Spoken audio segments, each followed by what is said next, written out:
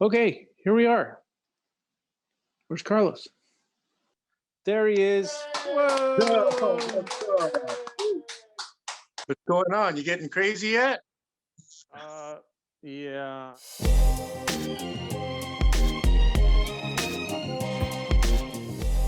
Let's talk about this crazy thing. Oh, let's do that. Or actually, Ian, can you grab an R2D2? Let's talk about that first. So, um, the first time I ever saw your work, where was I? You were doing work with Armando's at Date Farmers, and Right, right. I bought a piece of art on a. It was like on corrugated metal of Darth Vader at New Image Art. Yeah, that was corrugated metal from Oaxaca. Uh, um, yeah, man, that was way back. And you got Well, that piece, right? Yeah. yeah, and then I got the book, and that piece was in the book that Ginkgo put out Right. in the little artist series, and there was the picture of the two of you in the back. Yeah, that And book was through Upper Playground, I think. upper playground, right? Upper And we distributed for Ginkgo, who actually like put it out. So we like, Playground.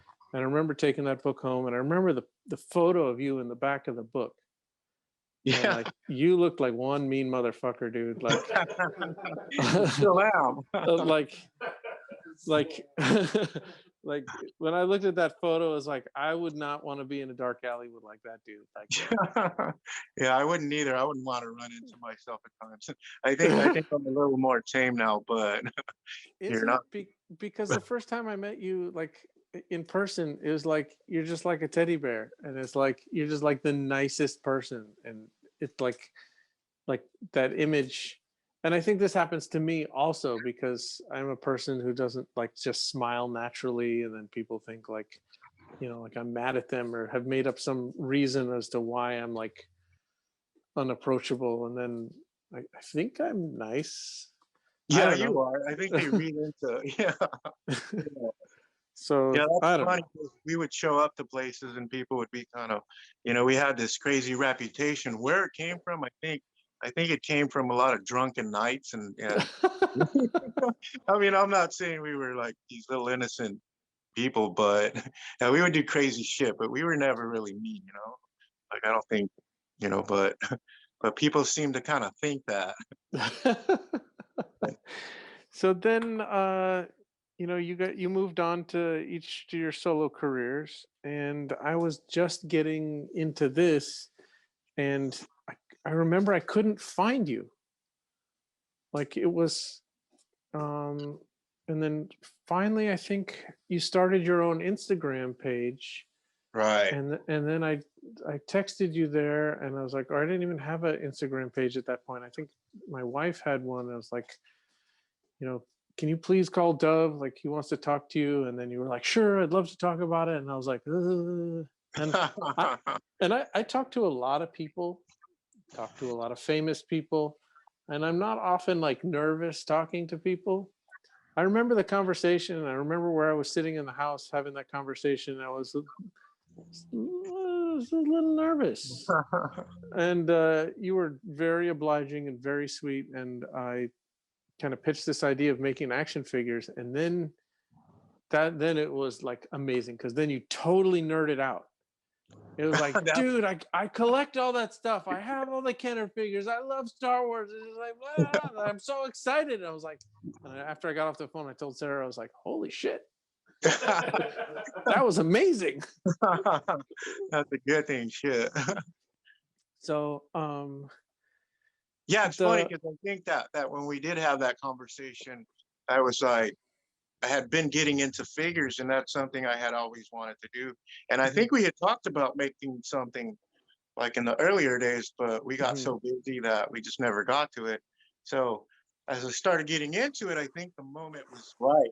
We started talking again. I was like, fuck yeah, like let's do this, man.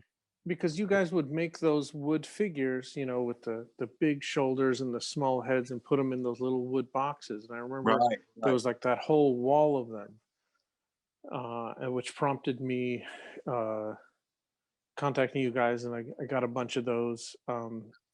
But then led to stuff like this. So Yeah, right on. So this was from a few years ago, and this is where I found you. Like, I don't know, it's like 50 of just the rustiest, crappiest cans that I could find. Yeah, man. Yeah, the uglier the better, right? Yeah, which was difficult with these new ones. And then so you sculpted these parts out of, Wood. wood, and then I had them cast for you, and then you painted them and assembled them, and it just I and so for this show, we're almost sold out. I think there's 3 left. Oh wow, nice. No. I think came up with the idea of using an oil can for C3PO, and it just like you put the two together, and it They just pop. wow. Yeah, 2 left now. Oh, there's 2 So left? yep. Yeah. So, um, so what was it like growing up? Did you always want to be an artist? Did You know, growing up in the desert's it's kind of crazy when it came to art because it was so barren of any art or any mm, like anything close to art. mhm. And like my parents usually worked out in the fields and they kind of worked pretty hard for a living. So yeah, I've always wanted to be an artist, but it was just nothing kind of practical around here, until I And kind of said, you know what, I gotta just do it. But yeah, I've always had that idea of being an artist. I think did since you grow up where you live now in the Coachella area, like I in the did, desert? I did, Yeah. I did. Yes, I live in Indio, California, which is about 2.5 hours east of LA. Mhm. And that's where I was born and raised. But then I moved out to LA for a little bit. But yeah, I wasn't having it. Yeah, The it's too desert was much. calling the desert was calling you back, huh? Yeah, no, we would get a studio out there, and then the first thing we'd do is come back here and work. Like Right. what are you doing, man? So, or just like to get a taco and shit took like 2 hours, and it was just not for me. Yeah. So did you what what style of what is there a name for your style of art? Not to I don't want to pigeonhole you, but is there a word that you use to describe it? I don't. I never try to describe it. People, it's so hard to describe because of what it's a lot of junk, a lot of Mhm. yeah, I don't think I could ever really describe it or feel comfortable describing it. Like I mean, I just kind of do it and that's how I yeah, like it. I was talking to Jim Mafood, a comic artist, earlier today, and was talking about like the kind of art that I liked as a kid, Right. and this kind of like slick, you know, very polished artwork, and then how I got older, like that became very it just got boring really quick. There's a lot of people just kind of in that space, and it didn't really have like a voice. Right. And as I simultaneously as I'm you know involved in trying to bring these kind of figures to market with pop culture references in them, Mm. um, the weirder it got, the better. Exactly. And weird is not an appropriate word. Something that had a personal point of view, but I don't know how to describe it. All I can say is like sometimes I see someone's art and I just think like, and this sounds bad, but I just think like this person gets it, Right. Right. right? Whatever Yeah. it is, and like you get it too, and then you just say it's like it, and like this person gets it. I guess what I'm saying is just a very like egocentric kind of thing. It's like they get me and what I like and what I'm looking Right. for in art, whereas um and what really, even though I had one of your paintings at the time, I think what really crystallized it was that show that you guys did. um I think it was at that gallery in Beverly Hills. Ace Gallery. Yeah, Yeah. that was like it was like the second one. It was the one there was the one on Wilshire, and then there was like the second Ace, like over like literally like not in Beverly Hills. And like a mile down the road. Yeah. Yeah, and then driving down the street, somehow Ace Gallery had convinced the city to put those vinyl banners, on all the light posts. And, Yeah. and it had like your little like Snow White dwarf, and it said "fucked up baby" on it, like Yeah. Yeah. driving down Wilshire and Beverly Hills. And Sarah and I were like, "Holy shit! Do they even know? Like, does someone at the city like even know it says "fucked up baby" on it? Because it was Yeah. kind of You know what? obscured. They did, but we kind of just like we just kept pushing it, and eventually, they kind of liked it themselves. So, and I guess the excuse they used was you can kind of hardly read it, so they kind of just let it go. But but yeah, I don't think we're gonna have anything else though. And then so then some of that work was like huge, right? It was like there were paintings that were like 10 feet tall and 15 feet wide. It was just huge, right? Yeah, yeah. One of them was the biggest one we had was I think 16 feet wide, and the Jeez. smallest we had was maybe like 5 feet. So they And were huge. and so what made the impression on me is like how many, I mean, I'm a collector obviously, but was how many like found objects Oh just shit. randomly stuck Yeah. on these paintings. I mean, bottle caps, baseball cards, lottery tickets, toys, you name it. Like it was, um, and then some pieces were literally about those pieces, like the shanks, the prison shanks Oh and right. those Yes. collections. Yeah. Those were Oh. crazy. But Right. like, uh, I guess, do you have just like a stockpile of shit? Like, do you go junking and like, do you have piles of cans and bottles just I in your do. studio? I do. I have a room with it's sort of like a morgue of just stickers, cans, and yeah. And it's funny because throughout the years, people find stuff and they kind of give it to me. So it Ah, becomes more and more and more, but I love it. It's like I've got just about anything you can think of, like from trash to, well, it's not really trash, but I kind of like the idea of giving trash like some type of value and kind of give it back to the people. Like, here's right. your trash back, like. And Oh, so I'm going to tell you that of these C3POs or Peso 3Os that you did, the most popular ones were the ones that had the little Jesus puffy sticker on them. oh yeah, the No, like number one request. I want the one with the Jesus puffy sticker. yeah, Where the does Jesus. Oh, that little where does Jesus. where does one find Jesus puffy stickers in quantity? Well, that's the thing. You don't. This Jesus. I mean, I'm sure he's out there somewhere, but this Jesus, a friend gave it to me. Probably around 5 years ago. So going back to those boxes I have, like I Uh-huh. have stickers from the '70s. I have like, do you see the cars on there? Yeah. Yeah, those are like old school cars. So Mhm. so you really can't find those anymore. And then do you buy glitter like by the pound? Because People hate that shit, but you know what I do? I you know what? My house is full of glitter, the floor. I think sometimes a crack of my, like there's glitter everywhere. all right.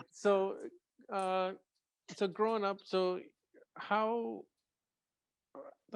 how did your style develop? Like did you go to art school? I did not. I am self-taught, Mhm. and I've been drawing since I can ever remember. I think there's a lot of artists that started drawing as, like 4 years old and just never quit. So Mhm. that's kind of what I did. I just kept going and just never, just never stopped. And then I think the first check I made was like that kind of blew me out of the water. Was like $300, and I thought I was rich and shit. So I was like, whoa. So that's when I kind of got the idea, to make a living off of this. So Right. so we started going to LA, and then Famous last words. yeah, right. Yeah. Yeah, and then we met with Marcia Goldberg, Mhm. and we had put so much time into it that I think when she saw it, she kind of knew it was a no-brainer. She's like, bring Mhm. more of this shit. So, it wasn't too hard, thank goodness. But but this is when you were working with Armando, but even like Right. before that, like, did you, I mean, just talking from personal experience, like, I went to film school Mhm. and I sort of went to school to realize that you don't need to go to school. Right. But I feel like if I hadn't gone to school, and I know a lot of people like this, a lot of people don't go to school, kind of live their lives with the mistaken concept that like they're somehow less than, or that they missed out on something, or that there was some information that someone was going to impart to them to like make it all work. Right. And then you realize after you've done it that, I mean, I guess unless you want to be an accountant, if you're Yeah, going to right. school to if you're going to school to do something creative, like, I don't want to say you got it or you don't, because I think that there is something to be learned, and but I don't know. It just, the experience for me was sort of empty. So I just wondering how, if you had any thoughts on that. Yeah, I think school is good, and there's things that you can learn from going to school for art or um but for me personally, I don't think I ever, as much as I tried, I could never find what it was about school that, like, I couldn't make the connection of how it would help me somehow besides, like on some kind of, I still kind of don't know. I never really cared for school, honestly, but I guess Yeah. I'm the wrong person to ask about that. But Well, at least you don't have a lot of college debt. So, right, right. Yeah. but were you drawing in high school? Were you taking art classes in high school? I And did. then the teachers there, were they encouraging, or were they trying to push you out of your zone? You know what? Some of them were really encouraging. Um, um, but I was doing like watercolors, just simple projects, nothing crazy. Um, but I had one teacher steal a bunch of work one time, so I kind of took What? that as he stole a bunch of my work. So No, so I heard you. I was just incredulous that like a teacher would steal the student's work. I mean, what? But it sounds like you took this. I'm sorry for interrupting. no, Sounds it's like all you took this as something positive. Yeah, it kind of was. I took it as a like, oh wow, cool. Like, I don't know what he was thinking, but I went to this little back room he had, and Uh-huh. and I guess it's almost like he went through all of his classes and picked who he liked and just took it, and then when I asked him about it, he had no idea where it had gone supposedly. So I thought it was funny, but Wow. So yeah. he was literally like, I'm sorry, was he stealing your work and like passing it off at his as his own, or he just liked your work so much that instead of asking you for it, he just decided to take it and put it in his collection? Yeah, he just took it and put it in his collection. Wow. Yeah, it was crazy, but That's, I mean, that's some balls. I asked him, I go, hey, like, my work's gone. And it had happened a couple of times. And then he's, oh, I don't know what to tell you. And then like like a month later or something, I needed something. He goes, go to the back room. Nobody was ever supposed to go back there. And Mhm. then I start being nosy, looking through all the shit. And Yeah. I'm like, wait a minute, here's one of my pieces, there's another. And so I was like, Wow. oh, this guy just digs art. So I kind of like, whatever. But That's amazing. Did he give you an A at least? yeah, he did. He That's did. good. Steal your art. Yeah, right. I'll give you a fucking A. Yeah. Wow.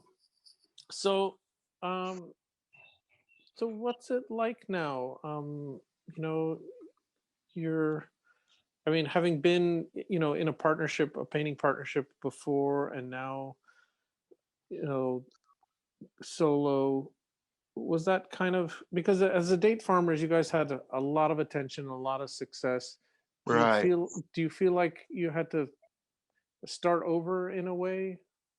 I did, I did because, being in a collaboration with someone else kind of, it's almost like, I think personally for an artist, it's almost like being spoiled in a sense. Like if you get along really good because, you know, like me and Armando really harmonized and Hmm. bounced ideas off, and I can say I was lucky enough to have somebody else that was really honest and and we kind of shared back and forth, and that was super reinforcing when it came to creating new things, you know. Mhm. Like we could just kind of, and I think when you're alone, it's a little different because you have no one to really tell you, you know, You if you you just have you and your self-doubt. right, right, exactly. The Yeah, crippling self-doubt that makes you not want to work at all. exactly. Mm, Yeah, so when we kind of went in our own directions, it was kind of hurtful, but you know, it was like any other relationship, which is exactly what it was. So sure. but I kind of, you know, I realized what I had. It was something good. So now it was kind of just normal. So, but it was good. But now every time I call you, you're like, "Oh, I'm busy. I'm doing an installation for PBS, or I'm doing this, and I'm traveling over here, and they're shipping my work here." So it's like, sounds like things are going pretty well. Yeah, they are. Thank goodness. You know, they are. They are. Yeah, I think I'm blessed. I'm blessed. I'm really blessed to be able to do this for a living, and but I like to share a lot back with like a lot of the I do a lot of work with a nonprofit out here. So I kind of like to use all those events like the PBS thing. You know, we try to give it extra legs and share it with the kids out here that don't normally have that type of resource or you know able to like connect with somebody that's doing stuff like that. So for me, it's all a plus, man. All of it. That's that's amazing. Yeah. And so, is it a, we talked about, like, the crippling. I'm sure everyone watching here who's an artist, like, knows and understands, like, the self-doubt and the self-criticism, and how that sometimes stops you from taking a chance and, like, Yeah. putting your stuff out there. Right. um do you are you do you have hard time getting to work, or is it natural? Do you just get up, and are you like a work person, or is it more like, do you have to push yourself? No, you know what I always think if what do they say? If you love what you do, it's not work, you know? Mhm. So I love waking up and just working a full day. Like, I just, I love it, man. I love it. I can go on for days, literally just drawing and building frames you know, I mean, there's days where I do have to kind of push myself, you know, Mhm. I get kind of lazy sometimes, but you know, then I make up for it. So yeah, but I think anybody has to push themselves every now and then. You know, I don't think, you know, it's like anything else. And But so, are you, it's kind of a theme I always ask artists, like, about, like, uh I guess because I'm dealing with this, like, trying to deal with a 7-year-old right now, and talk about, mm, like, the kid who's, like, never satisfied, is always pushing the boundary and always wanting more. And for myself, growing up, I somehow got it into my head that, like, contentment was death, right, and then right. to always needed to, like, keep pushing, and just bigger and more. And until either your body breaks down or your mind breaks down. Right, I right. can I can probably pinpoint times in my life where, like, both of those things happened. So it's, how do you relate to that? Is it, you talk about pushing yourself, but, Mm. um are you happy with the work that you produce? Do you look back at it? Does it give you joy, or do you look back and it, like, It does. You know, I don't think I can ever say that. I think the day I can explain what it is I'm doing and that I'm done, I think it's time to quit. I don't think I'll ever stop learning. I don't think I would want to stop learning. And that's what I love about waking up, being able to do art and do it all day is that there's always something new and it never ceases to surprise me or to excite me. And I think when that excitement's gone, that's when maybe I'll start doing something else. But you know, it hasn't happened yet. So, you know, I don't see why it would happen, you know, so to the point where like, all right, I think that's enough, like Right. I hope to do this till I'm 90, 100, That's or awesome. yeah, and yeah, there's always something new, sometimes I do shit like, why the fuck did I do that? Like, that's stupid, but then I look back and it always takes on a different tone. So it's endless. Sometimes, It's endless. sometimes there's a dude calling you trying to get you to customize like junky rusty cans. But that's the beauty of it. I love that, man. That's oh yes. Yeah, as an art collector, I think it's funny. You can kind of tell which artists, are kind of like on this like spectrum of, there's some that are just crazy, like love their own work and never Mm, want to sell it. right, And right. like if you want something, like it's almost like you have to like beg and plead for it. And then there's other people who like create something and can't stand it and are just so pleased that you'll give them some money for it, and they're like, please take it away from me, I don't ever want to see it again, I'm Right. onto something next. And Yeah. yeah, probably the healthy place is probably in the middle, but I don't know. Yeah, that's how I kind of see it. I think it belongs to the world, I think it's like for me personally, I don't think like there's pieces that I love to hang on to, and I try to enjoy them for a little bit, but I think they belong to the world as an artist. I don't think it's for me, that's no good. Keeping on to things too long. Sure. Like, but I see what you're saying. There are artists that, oh, I can't get rid of this, but I don't Well, know. I had one artist, he made me like sign all this like paperwork, Really? and I was like, wow, I won't tell you his name because, Yeah. but yeah, it was like even it went so far as like you may not sell the art with my approval. Wow. And I was like, whatever. I signed it and just I wanted the piece and it didn't matter. I mean, it's like there were so many legal ways like around that. I just whatever. I just humored him like, yes, I'll sign it. I have no intent of selling it, but it's like it was it was so weird. He didn't even tell me about it before. It was just like showed up Wow. with it, gave him a check. Oh, by the way, please sign this for me. And it's like, okay, whatever. Wow. Oh shit. Yeah, there's people like that. I've met some.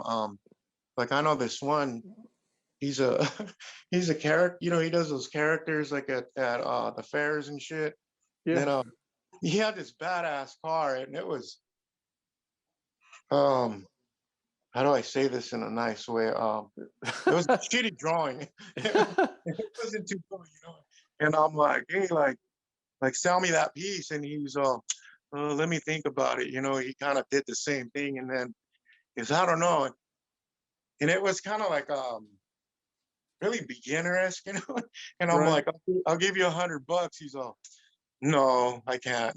And then I Wow. start thinking like this guy's tripping. So I go, I'll give you $200 for it.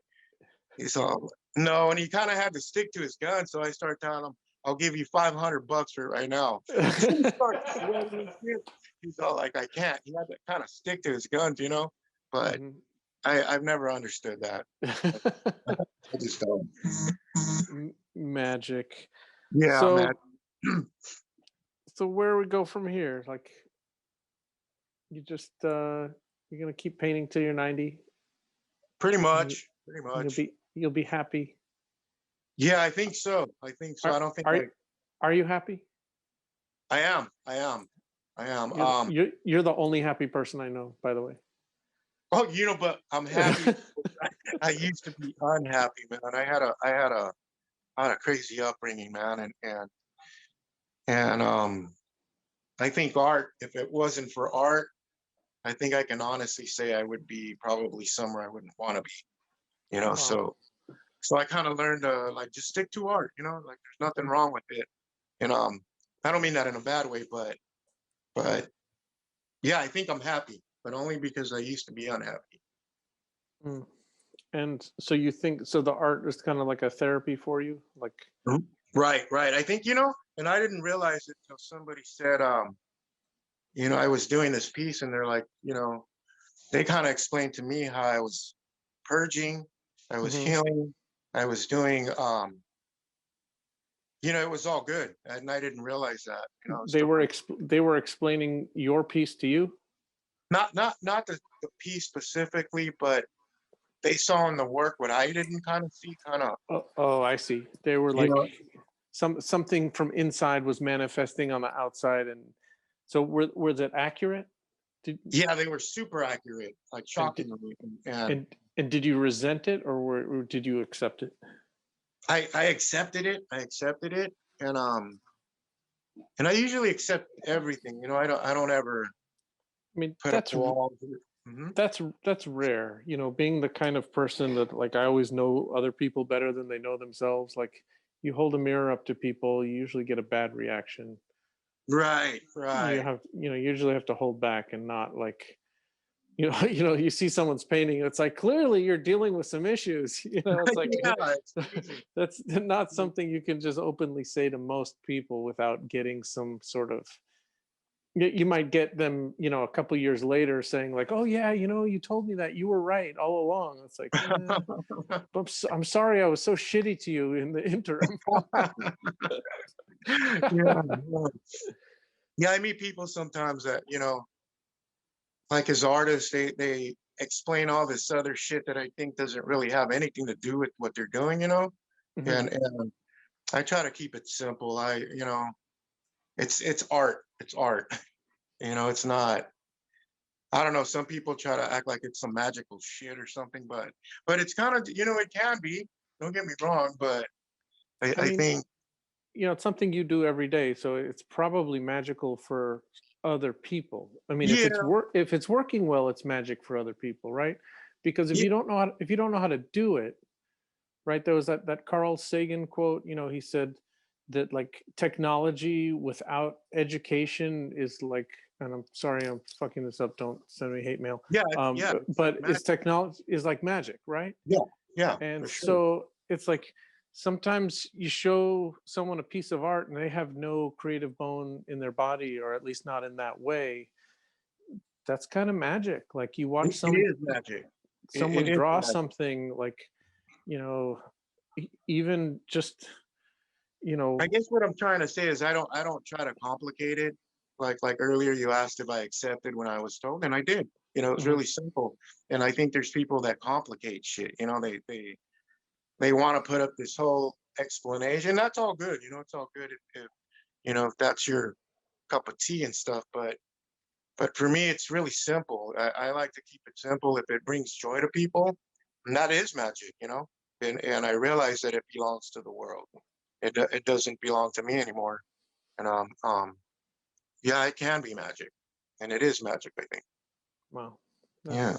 That's an amazing attitude, and I hope it serves you well because the work is amazing, Thank you. and I feel like sometimes I'm showing your work to people who are just used to, very traditional like products and toys. Mm, And then you can kind of see the conversion. They wow. like all of a sudden they get it. It Wow. like it Yeah. it conveys something, and then once you have this sitting on the shelf, right? And there's like personality in it, and something that you've created, some feeling or whatever that's like imbued in this piece, this magic. Mm, When it's sitting next to like the store bought toy, that store bought toy really reveals itself for what it is. It's just like this chunk wow. of plastic that it really is just like a commodity. And you can Right. say like, we are selling this, and people are, you see people buy it and resell it. There's some sort of commodification of it, and that's fine. Everyone's got to eat, but for the people who are leaving it on the shelf, or the people I see the same names, or the people who bought R2D2 and are coming Mm, back for a C3PO, and you can see like there's something that they get, and it's nice to and like I've told you, I want to, anyone out there, we're looking for 16-ounce vintage coffee cans. yes. That's what we're looking for. Like all different, like whatever it is, U-band or whatever. We need like 20 of them to make a Yeah, R5 indeed, R5D Ford. Like just that's kind of the next thing. But I don't know how to find coffee cans. I looked on eBay and like vintage coffee cans. Like we can go get some chock full of nuts like from the store right now, but it's not the same. It's got to have that rusty, chromy look. All right. Well, Carlos, I really appreciate the time.